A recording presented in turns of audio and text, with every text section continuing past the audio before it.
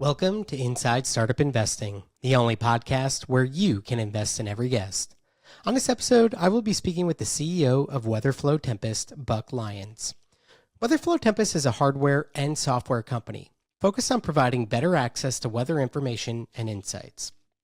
If you have ever found yourself wondering why the weatherman said it was going to pour rain tomorrow and it didn't, or vice versa, WeatherFlow is a product for you. But it actually goes much deeper than that and could have a huge impact about how we think about weather in general. A few things that stood out to me about WeatherFlow were first, WeatherFlow-Tempest is both a hardware and a software company. You see, they sell their weather tracking device that you can put in your front lawn to get an idea of exactly what's going on directly outside of your home in terms of weather and provide unique local weather insights. On the flip side, they take all this data from their 80,000 customers' devices across the country and the world to provide businesses and other organizations with powerful local weather data, the likes of which have never been seen before. You see, weather forecasts on the news are great for giving a general idea of what's going on above us, but at the micro level of what's happening on your street, well, no one is better suited for doing that than WeatherFlow-Tempest, and this data can be deeply valuable. Second, this is a company that has been growing robustly for several years now, with over $12 million in annual sales, split between both hardware and software revenues. While many want to shy away from hardware, the beauty of it, from my perspective, is that by building this network of weather stations one unit at a time, they are building a data set the likes of which has never been built before. Satellites collect data from above. WeatherFlow is collecting data house by house on the ground, creating far more precise views on local weather. Lastly, as weather patterns change and become more extreme, the use cases for this type of data will continue to grow and become more actionable and profitable. And of course, as a data company building near impossible data to recreate, unless someone goes out and sells hundreds of thousands of better weather monitors, WeatherFlow is building a strong, defensible long-term moat. So with that, let's get on to the show, and welcome, Buck. I must note I am a very small investor in WeatherFlow-Tempest from a couple of years ago, have followed your guys' journey kind of through and through from when you started doing crowdfunding rounds several years ago, and you guys made pretty incredible progress. But I'm going to assume, for our listeners here, this may be the first time that they're learning about you all. So Buck, tell us a little bit about yourself, your background, and what WeatherFlow-Tempest is all about. Yeah, so first on me, I am, I started my career. I'm not going to tell you my age, but it was a while ago that I started my career. And my 20s were sort of very traditional. I worked in finance. I had a cup of coffee in management consulting. I have an MBA. I was kind of marching down that path. And then, I always felt like eventually I was going to be an entrepreneur, and that itch just grew stronger, and there was a lot of things that I didn't really like or feel like I was doing what I needed to do in finance. So starting in my 30s, I've just been kind of an entrepreneur and maybe a bit of a crazy one. Like my first business was owning water sports businesses in the Caribbean and Mexico and Hawaii on the beach, and trying to have managers and control them all. Luckily I was single, so I wasn't upsetting a family by flying around. I liked it. And ultimately it was pretty successful, but I didn't make tens of millions off it. I'd like to think that I've gotten kind of more sane since then, but at the same time, there's that trigger. I realized, in business school and to a certain extent with coworkers, that if I was going to work as passionately and as hard as they did, just sort of automatically in almost a robotic way, I needed a catch. And so I've been sort of finding businesses where I had that hook ever since. And luckily, and I do think there was some luck involved, I've been successful enough to feel very good at the current time. It's been a journey. I can tell you more about any of those businesses if you want. But by the way, I have a tendency to run on. So use your powers to shut me off. Whether we should Well, let's start there. Let's talk about what is WeatherFlow-Tempest.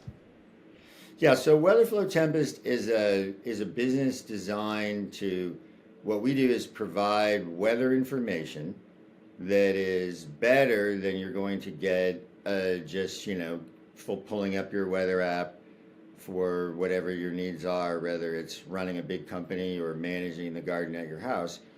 Uh, and so it's basically for people or institutions who really can benefit from that, and we can show them in measurable terms how they're going to benefit. They understand it, they're inspired. Most people, even most companies, can get by with weather data that they get for free. It's pretty good, but there are use cases that where we provide something better, and so fundamentally that's what we do.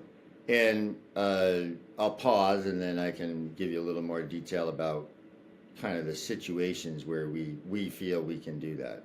There's two interesting sides to this business that I find really interesting. There's obviously the data side. Me being a data person, I think it's fascinating what you're building on that side. But the data is produced, in fact, by kind of a consumer product that you sell to individuals, to use at their homes. So talk about that individual product. Is that where this company started? And then when did you realize there was this opportunity to really build a pretty interesting data company around it? Yeah, that's a good question, because actually we started with the concept about the data. And so I'll give you a little bit more history. So there's a company that I helped co-found back in 2000 that did kind of like a lot of companies started at that time. It sort of didn't really work with its original thesis because it was relating to, the .com, et cetera. But unlike most, it survived and eventually thrived. I worked there, I was chairman, and maybe, I think I even held the title of CEO all through the aughts, but I wasn't working there full time.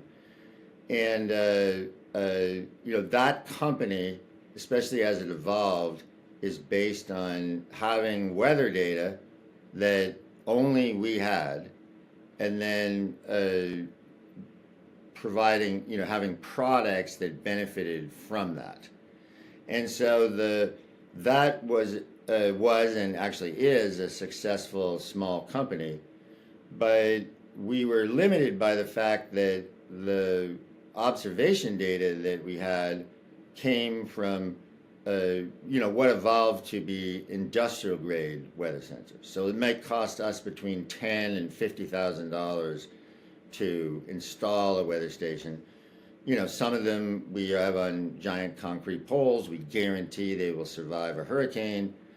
And so as much as that business was successful and provides a unique service where we can kind of stave off competition pretty easily, the size of the opportunity is small and it's difficult to scale. Especially the part about there's difficulty scaling it.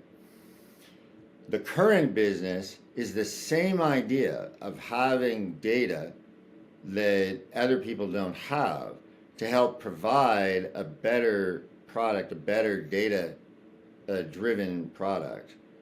But because we are selling devices to consumers and to businesses, it's just massively more scalable. And yet we brought a lot of our knowledge about how to fully manage that network so the data is good. We've brought that to this business. So again, to go back to your original question, started with the data concept, which we already knew, realized that in this day and age, we could create this product that would work well for this. And now, 100,000 units in the field later, it's working very well, thank you. I'm glad that you already understood this element of data and hardware, because it's a key, that synergy is key to the whole business. Well, so you basically have 100,000 folks across the United States utilizing these little WeatherFlow devices, and I certainly would recommend going and checking out what they look like. What type of information is an individual getting from that? And then having 100,000 nodes across the United States, how does that let you get better, more precise data on weather than you would necessarily get otherwise? I'll start with the bigger picture because the bigger picture helps everybody, which is that all weather information is driven initially by observations. So even the models that NOAA runs or whatever, they're initialized around current conditions. Then they use physics to understand what that's going to mean for the future. So having more data allows you to produce a better product. Now, there's information measured by satellites. There's information measured by aircraft, which really help. Those are probably arguably more important than what we do for driving global models. But for kind of understanding the picture locally, where you are, especially in the short term, like what it's doing now, what it's doing later today or tomorrow, having this kind of measurement data that we have, 100,000, or it's actually some of that's overseas, but say 80, 90,000 systems installed, gives us the ability to provide a site-specific forecast for anywhere we have observations over that short-term time period of, say, the next 36 hours, notably and statistically better than anyone else in the world can. And so we try to then there's various applications that benefit from that site-specific short-term data being better. And of course, one of them is just everyday people who, and if they have a tempest at their house, well, then it's even better.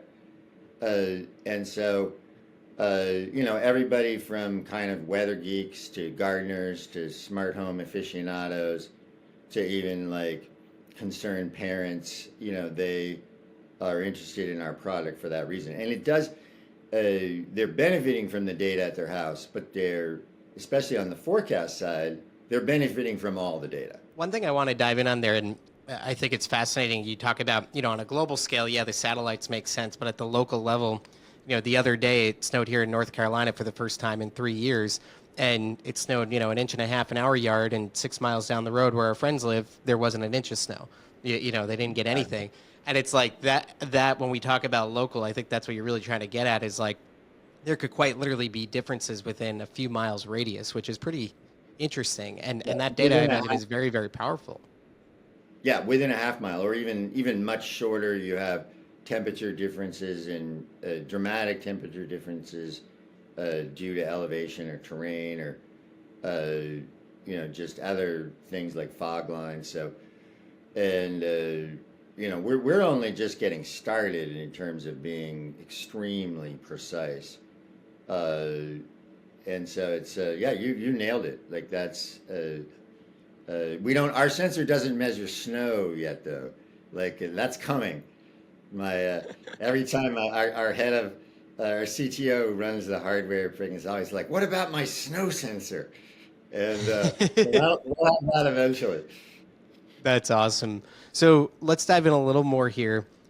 First off, I would love to understand on the consumer side. You talked about gardeners and kind of tech geeks and smart home geeks, people who would be interested in this product.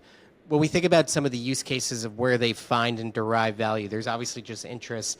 But with gardeners, is it knowing if like there's a frost coming and things like that? Like, what are some of the use cases they get the most value from the Tempest platform on the consumer side?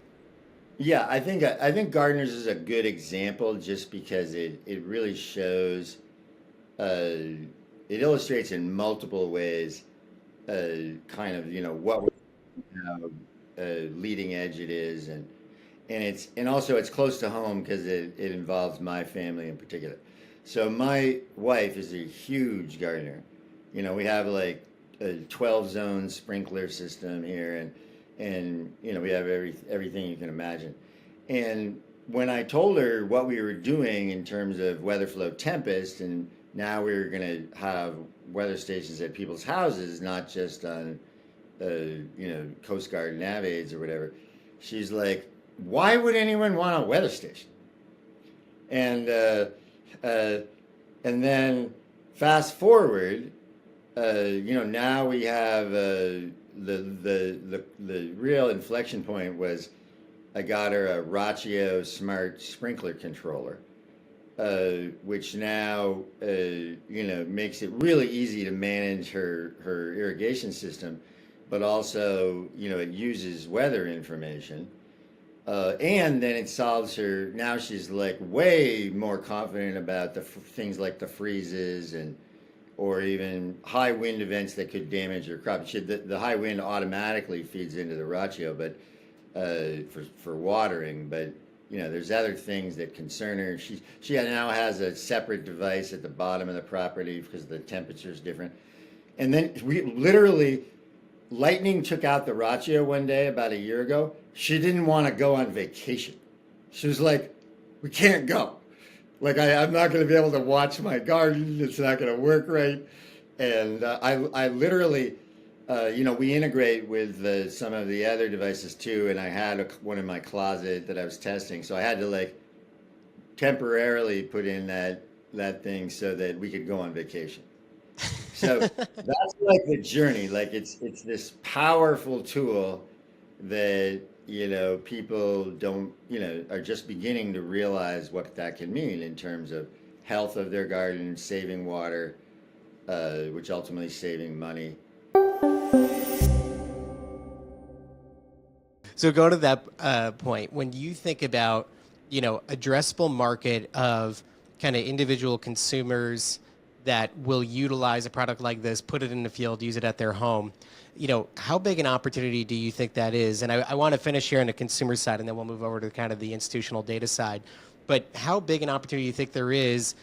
What needs, what order of magnitude do you need to be able to grow on that side to become like, I don't know, the most accurate local forecaster in the world or whatever it may be? Well, we're already that. Whenever we have like in the United States, where people live, we're already that because we have a pretty good density already. But it does get better and better. And so to answer your question, we think it's about $1 billion a year market globally for devices like ours. That's 5x what the market was for sort of inexpensive weather stations, what it was 5 or 7 years ago. It's been growing thanks to us and other applications. And that really does mean opening up the personas, the people, the type of person who would buy it. It's still not your average person, right? It's not, you have to fit in one of these concerned parents, gardener, smart home energy, second homeowner. You have to fit there before, but it's not just for weather geeks anymore, that's for sure. Flipping over to the institutional side, you're collecting an immense amount of data and have this ability to think about, local forecasting in a wholly different way than some of these satellite providers would be able to do so. What are some of the use cases you're seeing in the type of institutions that want to purchase this data? The one that's really top of mind right now is utilities, and particularly small utilities is where we have the most traction. Because they work with us and they actually encourage their customers to buy them. And there's energy savings at the local level now, meaning the person who buys them. In the long term, having all this data that really shows what's going on in an area producing solar power, or say just needing on the demand side, needing energy because it's hot out, so you need it to cool. The utilities are getting better and better, and the regional authorities better and better at using this data to operate more efficiently. So that's one of the areas we're going with utilities. But now the biggest use case by the utilities themselves right now, especially small ones, is situational awareness. Like fire risk is a huge part of this. And we've partnered with a co-op group. It's called URC that kind of helps standardize and prepare information to help utilities manage what they're doing. Like today's not the day you're out there running equipment in the field or whatever. This fire risk thing has been escalating. We've been talking to our utility customers, and it's just now it's just for the last 6 months our product has been taking off. And now the phone's ringing off the hook, as you can imagine. With the obviously you can't be human and not be upset by these fires. But I'm happy that we're doing something about it, and I'm happy that it's going to be good for our business to do something about it. And so that's really rolling right now. So you talk about, probably addressable market on a global scale, maybe $1 billion in opportunity for these kind of more of a super user type of individual that wants to buy a Tempest product. But then you have this flip side, which is the data side and selling to utilities and likely other institutions as well. How big an opportunity on the data side do you think exists, and how do you monetize and charge for it today? Well, it's a good question. I mean, a lot of like a lot of markets where it's data driven, you get the most return when you're using the tool, when you're using the data to drive a tool, which really helps with very specific decisions. So, and that's maybe back to the utilities again. The typical small utility is not able to use a data API to say bring into tools to help them. They need a SaaS tool that we provide that allows them to see all of the weather information. There's layers. They can get a lightning layers, see just where lightning is occurring. They can, and then this information about fire risk is a layer in our tool. Across industries, that's the kind of thing that tends to be needed. We do have, like, for instance, Ratio is a customer that uses our data to help drive smart sprinkler controllers or other smart sprinkler controllers. They need data that they can't. Not every customer is going to have a Tempest, but they need data everywhere.